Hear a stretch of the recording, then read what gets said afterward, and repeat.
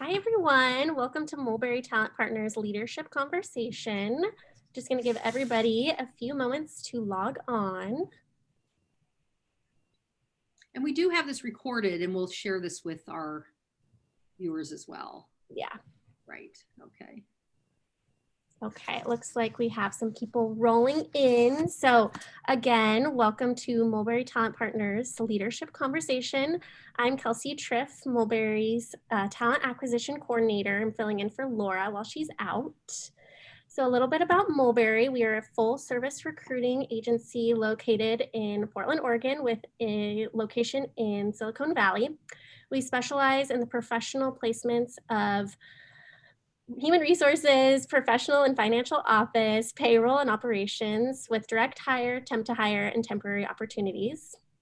I'd encourage you to check out our website at mulberrytalent.com to see our previous career and leadership conversations as well as our upcoming ones. And if you are a job seeker, check out our career opportunities. And if you are a leader in the HR field, make sure to check out our new feature, which is candidate profiles.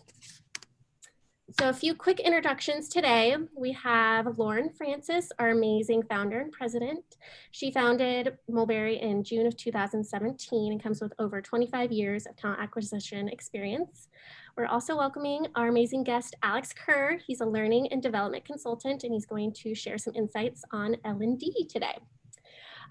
We also want to let you know that Alex has graciously donated a 1-hour consultation session with a winner who is on here today. So we'll announce that in our email later this week. And we want today to be super interactive. So please do not shy away from using the Q&A function, and we'll try to get to any and all of those questions at the end of our webinar. And so without further ado, I'd like to pass it over to Lauren and Alex. Welcome, Alex. We're so happy to have you here with us today. Thank you. I met Alex. We met initially when you were were you referred to me, and we were looking maybe at job opportunities, and then I was so struck by your communication style and what you've done. No, seriously, and just thought it would just be great to have you on our leadership conversation webinar platform, and we're so happy to have you here today. Yeah, I'm honored. Thank you. Absolutely. Well, welcome. We'll let you take it away. Yeah, so first of all, thanks to everyone for having me. I was really glad last week to have the opportunity to be thinking about this in the midst of everything that was happening. It was nice to just think about learning. And I would love to walk you through this little guide. As they mentioned, I'm a learning and development consultant. I help high-performing teams become learning organizations. And as I'm opening this up, I'm going to have to share my screen. Is that right? Yep. Okay, great. As I'm opening this up, I'm just going to say that this came to be because I'm often talking to people about what I do, and they say something like, oh man, I wish my team brought in L&D consultants because, there's X, Y, and Z that I wish we could do a training on. Mm-hmm. And I say, you don't actually need me or any consultant or any money or any time to get started on planning a training. And actually there's 3 really easy, simple steps you can take to just get started. And then they say something to the effect of, I'm not really sure that anyone wants to hear a training from me, to which I reply, I almost guarantee that they do, because 94% of US employees say that they would stay with a company longer if it would invest in helping them learn. And Lauren, I see you're nodding along to this, so you've seen this yourself. Absolutely. Yeah. I mean, it's just, I don't know anyone that goes into a company and says, man, I really hope I don't learn anything. I have no desire to develop myself in any way. So I'm telling you, if you're thinking about maybe leading a training, your team wants you to lead it. But then in these conversations, usually I get to a point where they say, oh, but we're going through so much change right now. I don't know that this is a good time. This plan, do, check, act model, I know a lot of teams use different change models. They usually come basically down to the same thing. You're planning a change, you're executing the change, you're checking to see what happened as a result of the change, you're analyzing it, and you're coming back around. But change is not actually a reason to not train people. If anything, it's a reason to train people, because anytime you're dealing with change, especially in this very, very tumultuous year, folks are going to you're going to expect them to change their behavior one way or another. And if you're not explicitly giving the tools and training for how they should behave in the new state, they're going to make it up on their own. So your team wants training, your team can use training. And so what we're going to do is I'm going to show you 3 crucial questions and 3 simple tools you can take to, in 30 minutes, just start the first stepping stones towards making your training. You saw in the PDCA, plan, do, change, act. We're going to live mostly in the planning right now. In 30 minutes, I can't walk through the whole learning cycle, but we're going to get you started with these 3 things. I was actually talking to someone the other day at Autodesk who said, one of the ways that she starts doing trainings is that she just opens up the last deck she did for a training and starts editing that and goes from there. And I would implore you, please don't do that, because it's actually going to take more of your time. And also, it's not going to push you towards the exact goals you have. So here are 3 questions. And for those of you who are talking in the comments, I would love to hear from you what your answers to each of these questions are. And we're going to send out this template to anyone who wants it so that you can fill it in yourself. But please do think along with us about these questions. So first question, why does your team need training? Now, we've all heard start with why, and that's important, but still we have this tendency when we know we want to do a training to start with, here's what it will be about, and here's exactly what I'm going to do. I highly suggest that you just pause for a moment and ask yourself, why do we need this training? Because if you don't know exactly what you're trying to accomplish, it's hard to get there. But sometimes when people are writing their why statements, they get stuck on the words and they sort of get in this like vernacular cycle of editing and tweaking and tweaking. If you want to get a jump start, I actually suggest that you just start with, well, what I tell people is find the gap to find your why. And the gap in this case is the gap between your current state and your future state. So I'm actually, Lauren, can I ask for your help here a little bit? Hi. Oh, no, it's fine. My system crashed, so I'm in a new spot. Wow, well, you have really good timing then. So what was your question? I missed it. My question was, can I ask you for a little bit of help on this one? Of course. Okay. I'm going to need you to just improvise with me a little bit. Let's say you and I own a company, and it's a manufacturing company, and we make something. What is it that we make? Anything. Widgets. I don't know. Widgets, indeed. That's exactly what we do. We make widgets. It's a widget factory. Those really complicated widgets with the little buttons and the gears and the things. And hey, Kelsey, are you still on? Yeah, she is. She's right here. Okay, great. I need your help. Sure. What is the name of our widget company? Gidget Widget. Yeah, I was gonna say Widgets RS. Gidget No, Widget. Gidget Widgets, and then we purchased that when we bought them outright. And so now it's Widgets RS Incorporated. There's a whole corporate tree to it. Big picture, here we 3, Kelsey, Lauren, and I, our company is really struggling with customer service. Let's just say as an example, right? When you're jotting down your current state, you can just start with a few facts. Let's say in our case, the facts are customer service complaints are up 19% from last year. Only 65% of callers report feeling heard when they take a follow-up survey. And more than half of our staff who quit cite a lack of formal customer service training. And by the way, that one is based on almost every client I've ever worked with. It's very common that people feel frustrated because when they taught themselves how to do something, they had to do it secretly or behind closed doors. They didn't get the formal training they wanted. Mm-hmm. So this is our current state. To get the why, we just flip it into the future state. So we can just say, well, if they're up 19% from last year, let's drop them by 25. If we're at 65% of callers feel heard, let's go for 90%. More than half of staff who quit say they didn't have a formal training on how to do their job. Let's go for 90% of staff surveys rate customer service training as good or excellent, right? We're just making up numbers here. But just in the process of jotting a current state and a future state, Widgets RS now has the first part of a why. So how are we doing? Any thoughts or questions on this, Lauren? No, it's exactly what people want to hear because it's so clear. One of the things that people get caught up in is they get caught up in, where do I start? And Yeah. many times people, and I'm sure you will give the same advice, is you start with the end in mind, or, and then you work backwards. Same idea that, you need to put clarity to it. And, and the other thing I always tell people, whether it's this or something else, whether you're looking for a job or trying to get help in a certain way, you can't do this alone. I mean, it's helpful to have a resource to help plan and organize and pull all these pieces together. Right. If you have to choose between getting started in a simple way or not getting started at all, let's just take the first few steps. Sure. So this next page is blank on purpose, actually, because this PDF that we can send out to anyone who's interested in it, I would love to just give this to you. And if you want to print this out, you can fill it out yourself. Sure. Right. So I have to pause here. This is usually a stage when I start talking to folks about their trainings where they get really, really excited. They say, okay, I know our why, I know where we're headed. Training is the solution. And the truth is we have to be real about this. When I try to type it formally to sort of put it as succinctly as possible, I say, you'll need to supplement training with some systems thinking if the root cause of your gap is one of these things. In other words, training can't be the only solution if you, for example, have the wrong product. Kelsey, Lauren, and I are looking at the data and we find that what people are upset about our widgets is that we just make bad widgets. If they're not good widgets, then we can train customer service all we want. People are still going to call upset, right? Because we don't make a good product. Eventually, they'll just stop calling.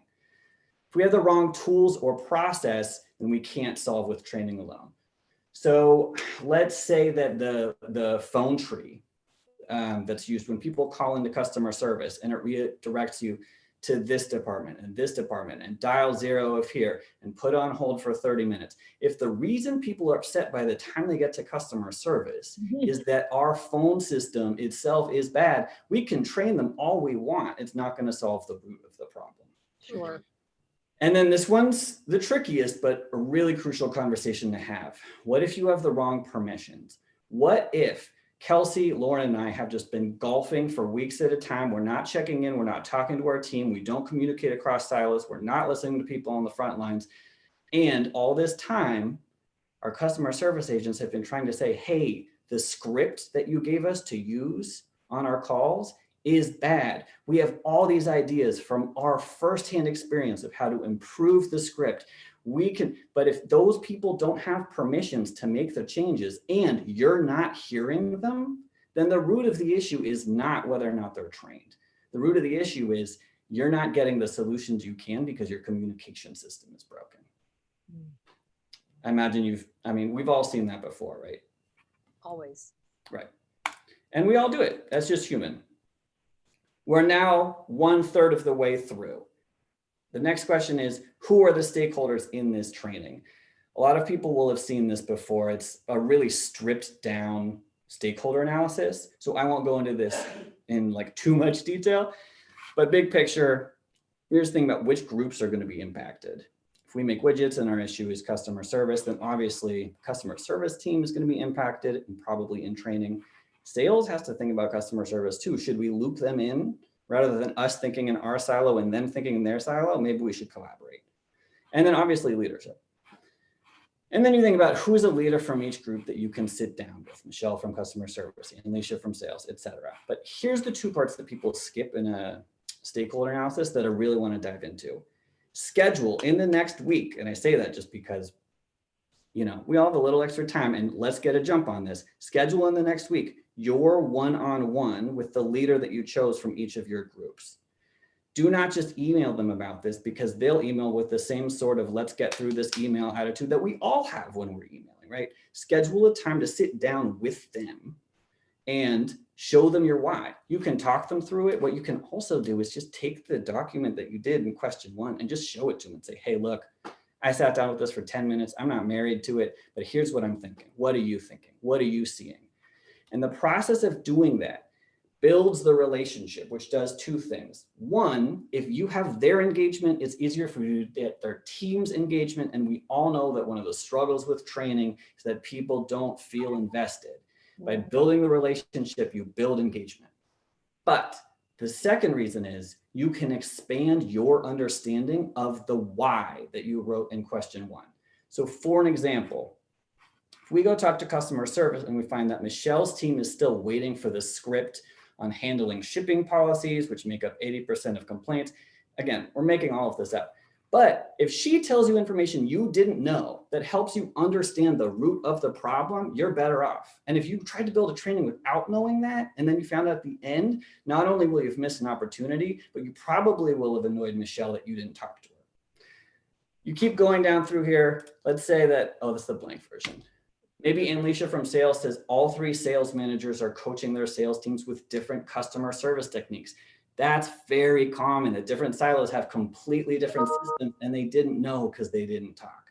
The leadership is saying, hey, maybe actually in our meeting, Kelsey, Lauren, and I stopped golfing. We sat down, we looked at the numbers and we said, man, our customer service is terrible. We should lead a training.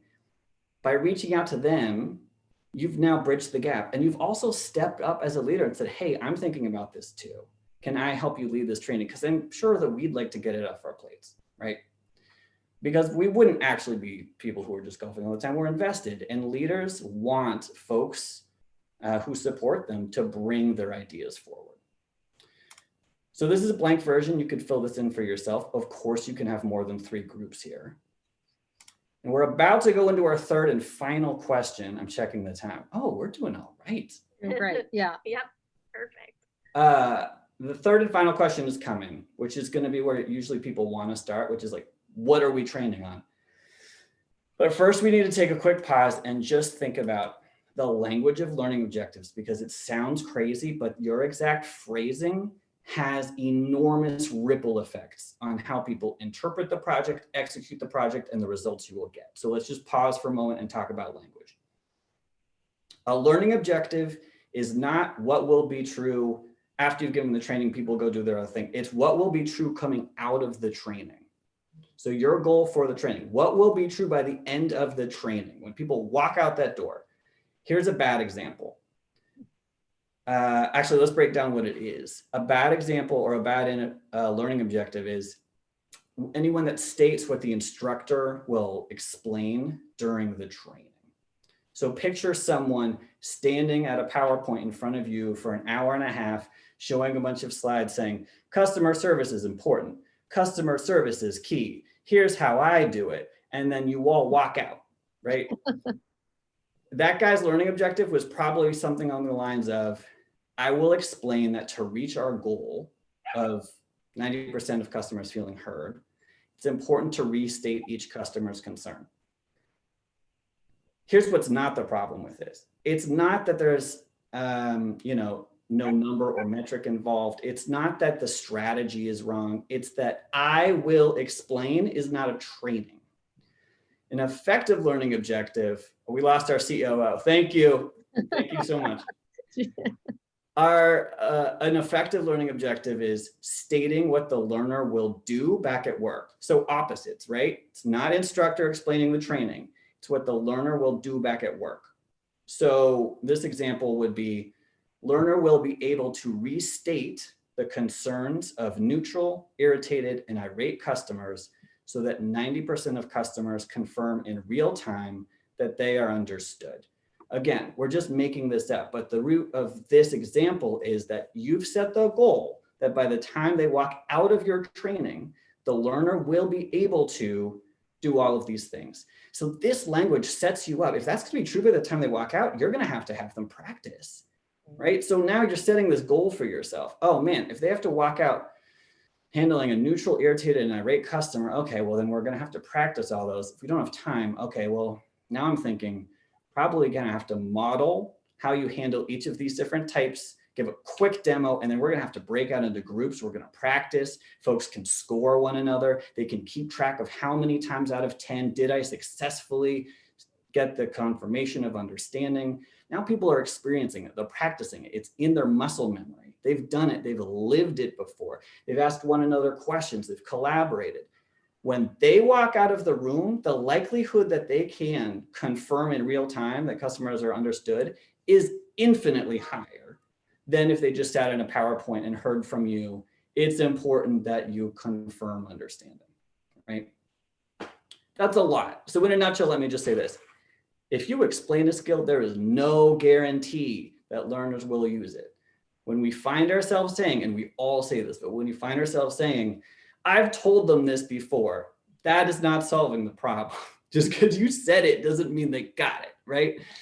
But if you ensure that your learners leave the room having practiced a skill on the real work, the odds are way, way better that the learning will stick. And if we're training them, if we're not training them so that they'll practice the skills outside of training, then what are we doing? Are we just checking a box that you went up, said some words and sat down? That's why people are frustrated with training. If you use the phrase learner will be able to, it sets you up for an effective learning objective. So let me just walk through some examples of what that could look like for us. Remember with the why, we had 3 different issues. Let's skate back a little bit. Boom, boom. That's not working. If we go back to the why, we wanted customer complaints down by 25%. We wanted 90% of customer feedback will indicate that they feel heard by the staff, and 90% of staff surveys rate customer service training as good or excellent. If we go forward, my 3 learning objectives are just built around what I carved out in the why. This is just gonna be, does anyone else find that like they're really bad at moving the picture of everyone else's faces as they're broadcasting? I'm always reading and then suddenly I see my own face. Okay, our 3 objectives are learner will be able to restate the concerns of neutral, irritated, and irate customers. We walked through that one. That aligns with our first goal. Learner will be able to explain their product recommendation to the customer using at least 3 details from the customer's request. Again, the learner will be able to sets a goal for yourself that you're going to practice this skill. Learner will be able to write or deliver a formal suggestion for updating customer service training. If you remember, people are leaving our company because they don't feel like they get the training that they want. So this objective is aligned to that. Learner will be able to write or deliver a formal suggestion for updating customer service training. We are sending the message. Lauren, Kelsey, and I have sent the message now by training them on this. We want you to tell us what's wrong. And here's how we would love for you to do it. And in fact, we're so serious about it, we're going to have you practice it right now. We want you to send us suggestions on what's wrong with our training. If you align your learning objectives to your future state, you're setting yourself up for success. So this page is just about, do your learning objectives describe the behavior outlined in your why, right? So in just a few minutes, we've asked ourselves why, who, and what. Are we done with the training? Of course not. But think how far we've gone in just a few minutes, and think how much clearer this part is, the planning stage. We now have the beginning of a vision. And I want to say also, you're not just fixing a problem. The goal here isn't just, well, let me say, the results won't just be that your customer service team has better customer service skills. You're also strengthening your team because you're building the muscle, you're building the skill in your organization of being a learning organization. Think about someone who came into your team after you, looks up to you, and sees you say, you know what, there's an issue. I'm going to get a training started. It's not going to be perfect, but I'm going to get the ball rolling, and then you do it. That level of leadership, if that can be infectious through your team, that's how you get a learning organization. So even if we never get to collaborate, I hope that y'all take this PDF and just get started. Just have fun with it. If it goes terribly, great. Come back to it later. Try it again. Just build the skill of building a training because everyone can do it. I think that's it. Well, well, I had a couple of questions. Yeah. How often do you come into a situation where training has been somewhat flat in an organization, non-existent, or they've done it really, really poorly? And so the idea of training, is a lot of moans come after that. Here we go again, right? Yeah. How do you engage people? I mean, you certainly set us up for some exciting training, program really. Right. But how do you start to engage people when they're already not at all engaged? Yeah, I mean, again, I think it starts with why. If you can start building the relationship with them and understanding what went wrong in the last version, then 2 things are happening. A, you're setting yourself up for success, but B, you're also helping them let their guard down, because if they can see that you care whether or not they enjoy the training, right, they're going to put you in a different category from all the bad trainings they've had. I think training is in a place sort of like any food or music or genre of movie that you never liked until you saw it done well. If you see it done in a way that's like, this is for me. I didn't know I liked superhero movies, but this one goes. I like Black Panther. This is how they should all be done. I don't like the others. If you can be the person who brings in the training that makes people go, oh, I didn't know I enjoyed training. I didn't know training could help me make my job easier. Then I think people can sort of let down or put down their memories of bad trainings. Mm-hmm.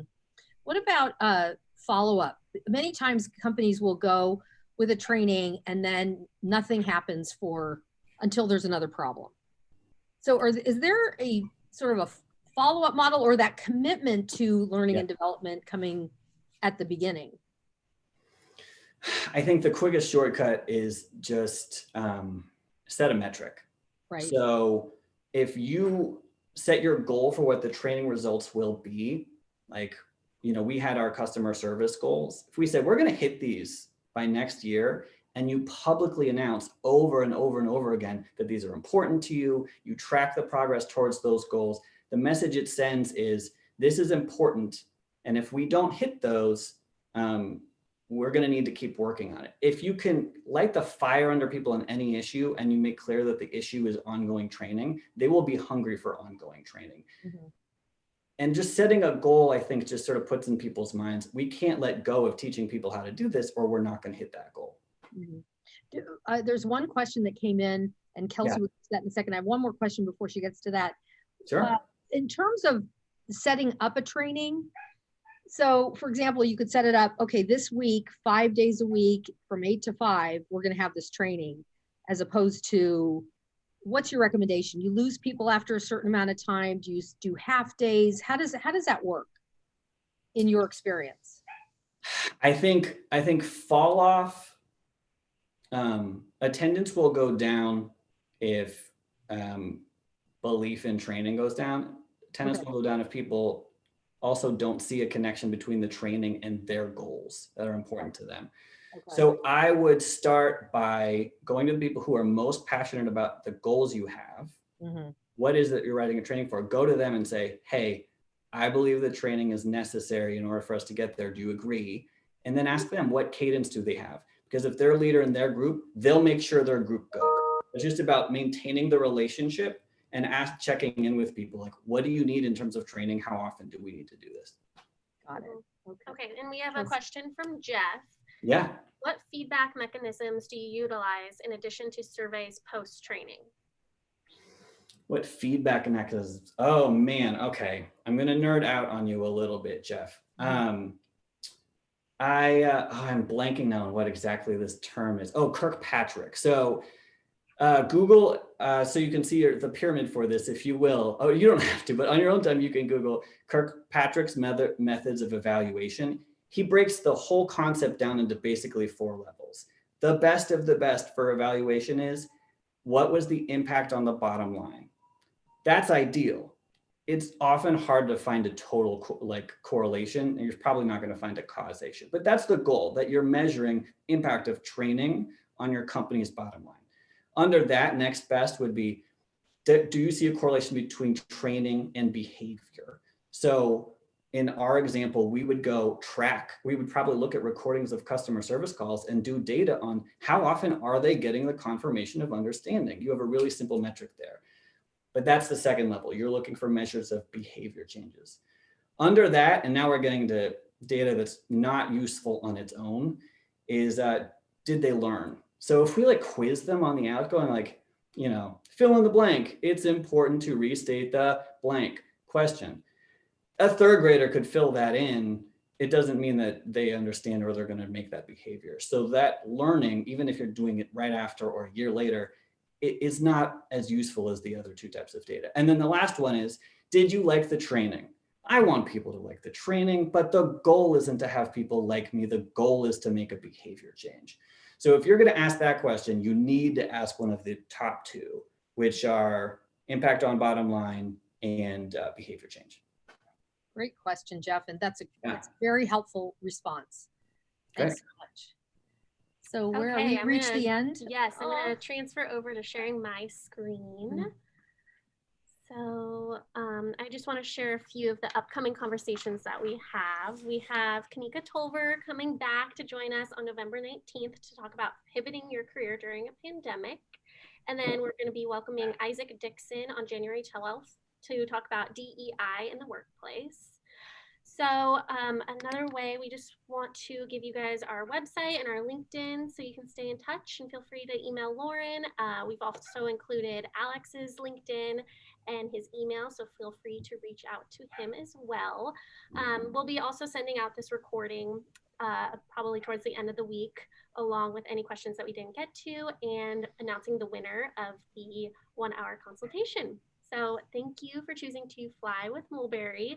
We know that you have lots of options when it comes to webinars, and we're so happy you chose ours. So, and a big thank you again to Lauren and Alex. Thank you, Alex. Conversation. Thank you. Great. Thank you for having me. Yes. Thank very you, nice. everyone. Have a great day. Bye. Thanks, everyone. Bye.